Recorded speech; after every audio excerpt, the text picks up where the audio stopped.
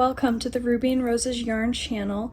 My name is Addie, and in today's video I'm going to be showing how I knit. So I did a video previously that sort of touched on this topic, but I really want to make it a point to teach you how to knit flick style. So this is called the flicking method of knitting. It is something that I converted to several years ago, and it has increased my speed exponentially. It's something that I would recommend for all knitters that are throwing, who are looking for a little change and wanting to increase their knitting speed, and their current method just isn't checking all the boxes for them.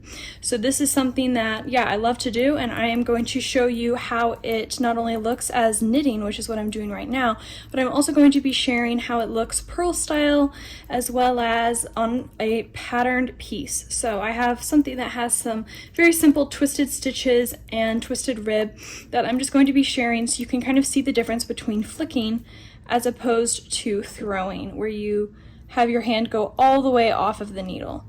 So this is a method that I used to do. As you can see, I'm a little bit rusty, but if that is your method and you want to convert to this, then you're going to want to stick around. So first things first, I'm going to show how I tension my yarn. So it's basically that right there is called your tension. So this is super important, especially with flicking, because you're not relying on your tension coming from like a direct point like this with throwing. You're relying on it coming from further down the line to really be able to have this tight enough to have that leverage to kind of throw it over, if that makes sense. So this is how I tension my yarn. It varies for every knitter, so please find your own personal style because it's definitely something that's unique to you.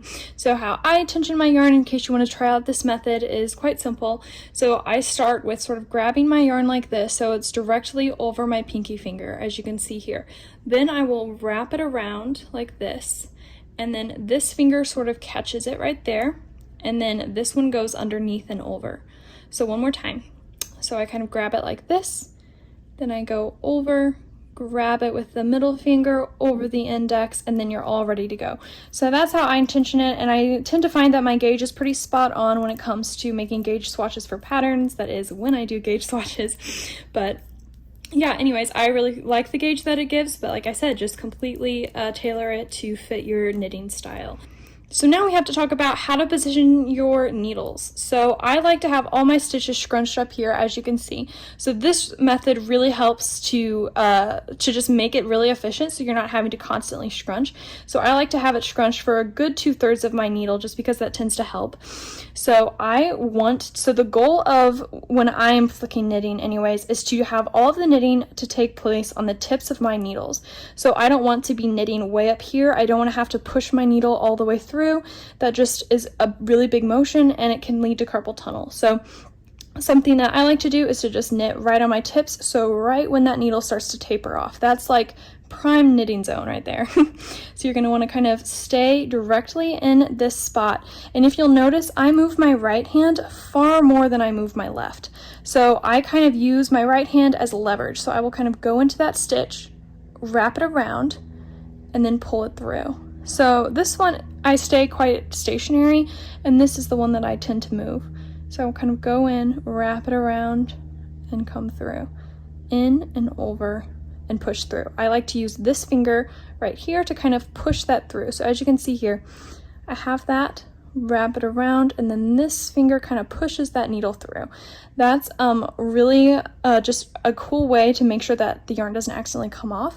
Something that I learned when I wanted to make the transition from throwing to flicking. And then another tip that I like to tell people, especially if you're wanting to learn how to knit in the dark, or just knit without looking at it, because there's so many amazing conversations that happen if you're just knitting and not, paying attention to your work as much if it's garter stitch like this. So how I achieve that is by making sure that the tip of my needle sort of touches this finger. So as you see, every time I kind of pull that yarn through, it's always touching my finger. So that kind of just creates like muscle memory in your mind to be like, okay, every time I put the yarn over, I need to feel that needle. So it's yeah, like I said, a nice way to make sure that everything is as it should be, and that your yarn is over the needle and pushed through to just complete that entire motion. So that's sort of all of my tips and tricks on this stage of flicking. If you're just going to do just general knit stitches. Next up is going to be another project that I've set aside to sort of show you how these exact same techniques are going to transition over to purl stitches and then over to specialty stitches, like I said, which is just going to be some very simple twisted stitches, so nothing major. But hopefully it'll give you a bit more of an idea on how to, transition all of these new skills to all the different projects, no matter what your pattern calls for.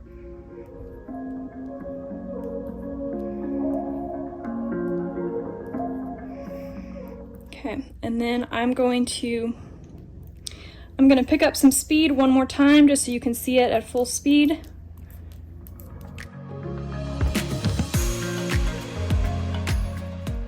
So this is some of my yarn that I was making a new design. I'm just going to do it really simple, jump right into it, and show a basic knit one, purl one is the row that I'm currently doing. So I want to show you how I am taking my yarn from the front to the back seemingly effortlessly.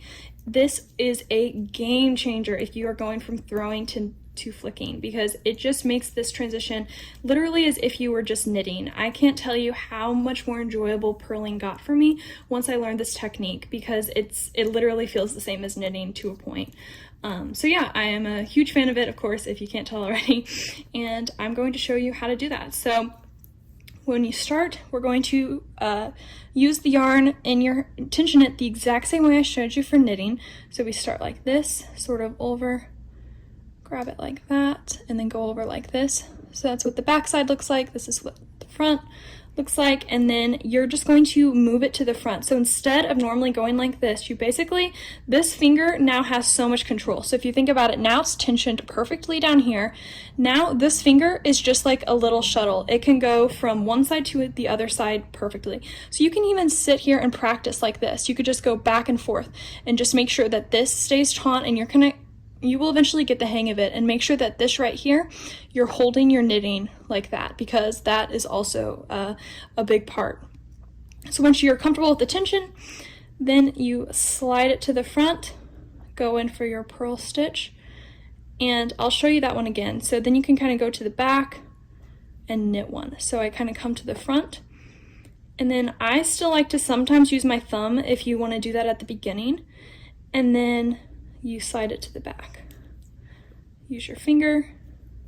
So you have your thumb for the front, so you push it with your finger in the back and your thumb in the front. So you can kind of get used to that motion. So when I'm doing knit one, purl one, my left needle gets a little bit more motion happening. It has a little bit more leverage that needs to take place compared to just straight stockinette or garter stitch, depending on your pattern. So you can kind of push that through. And this finger is literally doing the exact same thing I showed you with the knitting. So I'm not going to spend too much time focusing in on that, just because I've already sort of shown you guys, hopefully. It's going to be, kind of do more of a close-up. And for any of those of you that are wondering what colorways this is my Dragonfly colorway, which is that beautiful light purple, held with a skein of my Cloudgazing colorway on Suri.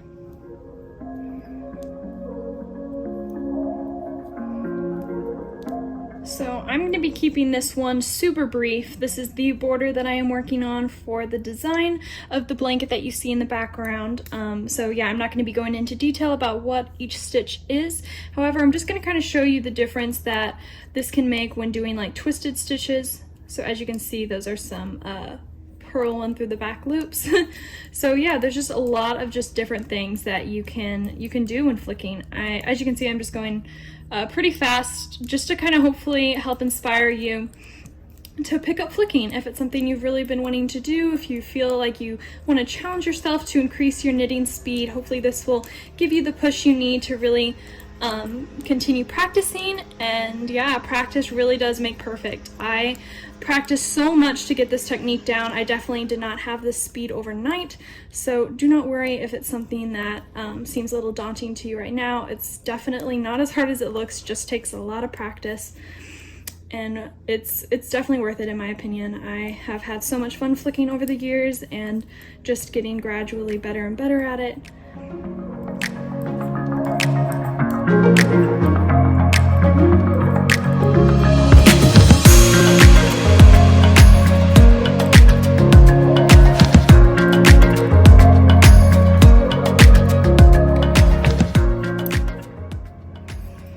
I'll just get to the end of this row and then I will probably be signing off. Hopefully this video taught you a little bit more on how to become a flicker, and if it did, then yeah, that's my job done. Please let me know in the comments what other videos you would like to see either on this topic or other knitting tips and tricks. I hope you enjoyed this video, and if you did, please like and subscribe down below. And until next time, I hope you have so much fun with your knitting. Bye!